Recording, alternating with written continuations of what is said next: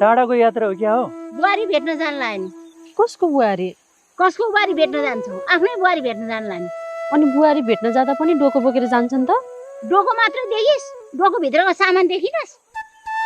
चामलको बोरा, नुन, तेल, बिस्कुट, दाल के हो? बुहारीलाई किराना पसलले खोलिदिन लानु भयो क्या हो? गरुङ्गो भइसक्यो कि घिसिङ दाइ, पछि फर्केर कुरा गरौँला नि है। जाउँ हामी।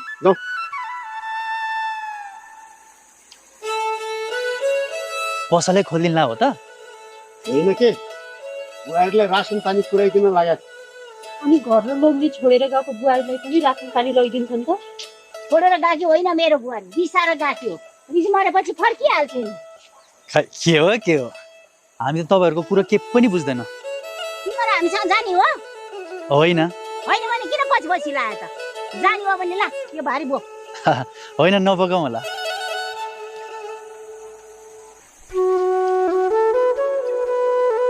बुहारी फकाउन जान्लानु भएको छ, राम्रोसँग फकाएर आउनु होला है। आफ्नै बुहारी हो, फकाउँछौ त? तिमीलाई किन चाहियो?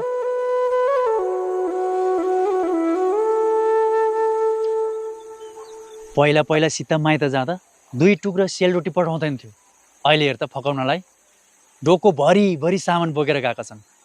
सबैको दिन आउँछ भनेको यही हो। जामिन, तिमी पनि तिनीहरूसँगै जान लाग्यो कि क्या हो? ए कहाँबाट आएको, कहाँ जान लागेको मैले त पुरै बिर्सेछु।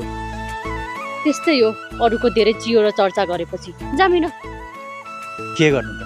आफ्नोलाई चासो गरौँ भने वास्तै गर्दैन। के चासो गरिन मैले? अनि खै त मैले कति भयो फुलमा घिसिङ जन्माउने भनेर भन्ने बित्तिकै पाउनाले कि म मिसिन हो र? अनि नमाइन त पुरै हाल्छु नि। उठ्छौ नि तिमी त।